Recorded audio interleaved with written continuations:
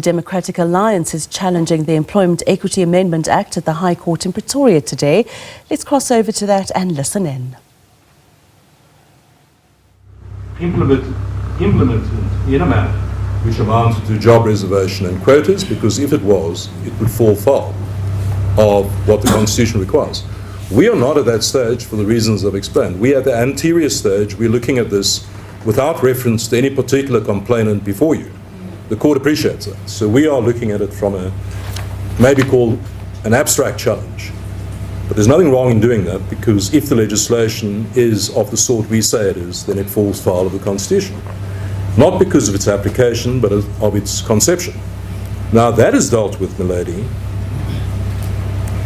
That conceptual issue in para 54 of Barnard, and I ask the court to go there. Where the court deals with this very question of what is not permitted, apart from the facts, what is not permitted in terms of legislation, and the court says the following. Let it suffice to observe, that is in para 54 toward the end of the passage, milady, if you have that. Let it suffice to observe that the primary distinction between numerical targets and quotas lies in the flexibility of the standard.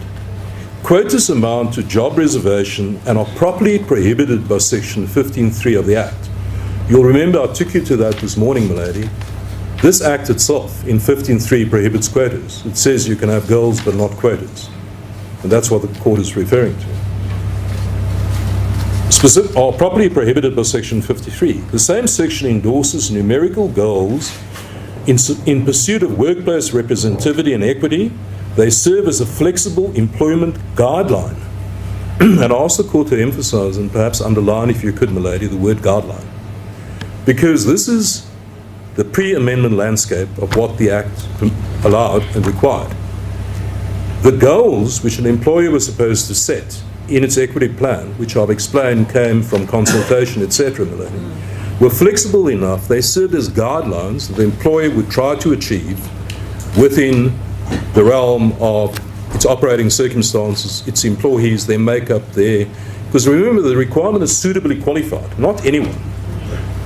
We're talking about substantive equality, not just dress, window dressing. We're not looking, the Act doesn't seek window dressing, just that we tick the numbers. It's not a number ticking exercise or box ticking exercise. It's substantive equality. So the people must be able to do the job who are appointed. And it's in that context we say that the Constitutional Court characterizes the Act as this is the requirement, it's a guideline. What we now have with the amendments is it's crossed over. It's no longer a guideline, as I've been at pains to emphasize. It's now clear these are targets that must be met. If these targets are not met, one, no work from the state. Across the board, national, provincial, municipal. Two, if you don't meet these targets, you are in breach. Three, if you don't remedy it, you can be fined. Now, to meet these targets, milady, if you are an employer, what do you have to do? It may be necessary, milady, to meet the target, that you may have to get rid of people. You may have to fire people because they're the wrong color, they're the wrong group. You may have excellent, you may have a workforce which is broadly representative, milady. There may be some specific aspects in terms of which it doesn't meet the particular targets, but that they would be broadly representative of the South African community or the South African population, but they would not meet the minister's targets, and that would be in breach, milady. The minister could then find you in breach. And once again, this is all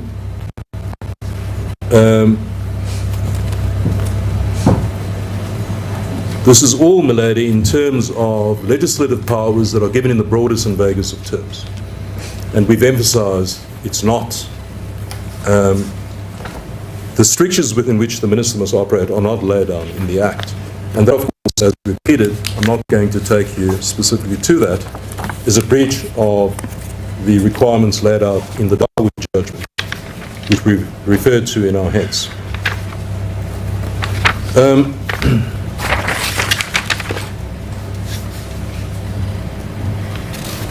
In Barnard, milady, the court expressly finds in para 66 of the judgment, this is the majority of the court, milady,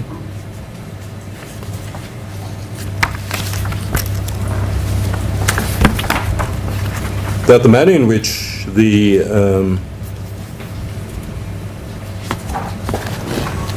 manner in which it had been implemented was not such, I've read that to you, so as to amount to the imposition of a quota.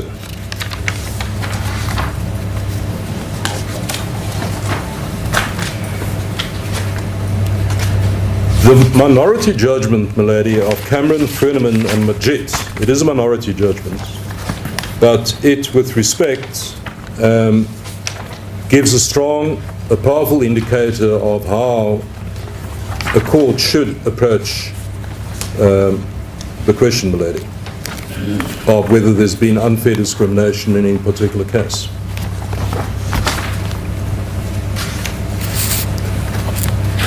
The court there, per Cameron J, says the following.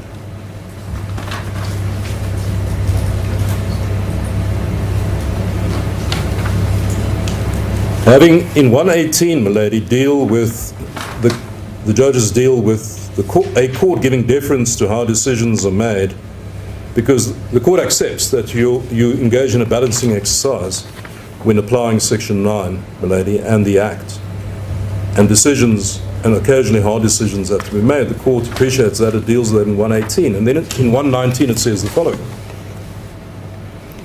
This is so because Section 9 of the Constitution and 15.4 of the Act mandate a holistic approach to an employment equity plan, one that accords with the Act's requirements and objectives.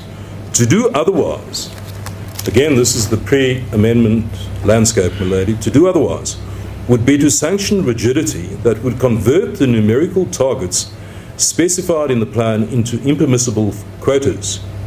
For instance, an overly rigid interpretation of the numerical targets could have adverse effects for Indian or coloured people.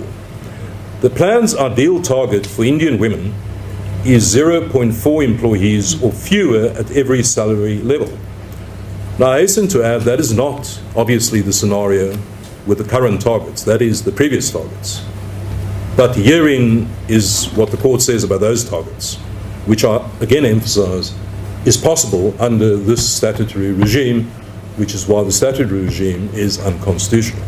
The court says, the plan's ideal target for Indian women is 0.4 employees or fewer at every salary level. An overly rigid approach to the plan would require that the National Commissioner never approve the appointment of an Indian woman. That would not only be absurd, it would be a bitter irony, because Indian women have also suffered past discrimination. And therein lies the danger and the problem, milady, with this legislative scheme.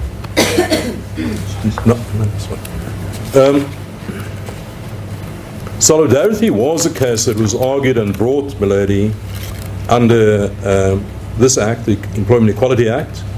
The majority judgment by the then, sorry, it wasn't the Chief Justice, by Zondo J, as he then was, milady, set aside the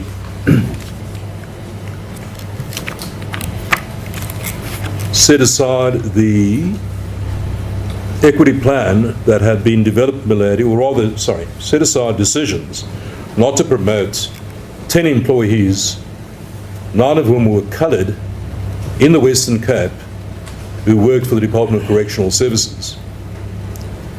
The policy of, and the plan, milady, of the department in that case was found to be unconstitutional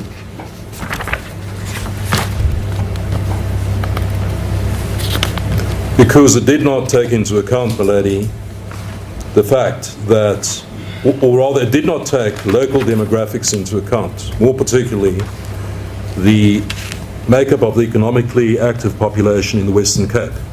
Instead, it imposed national demographics, and the court finds that that is unconstitutional. But in para 56, the court makes the following observation, which we submit is relevant.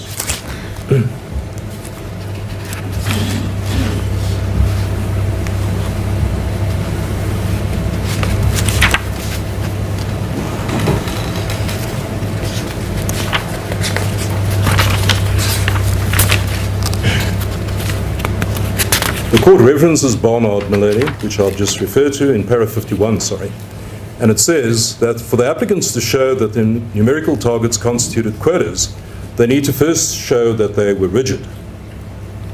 And the applicants submitted the targets were rigid and were applied rigidly.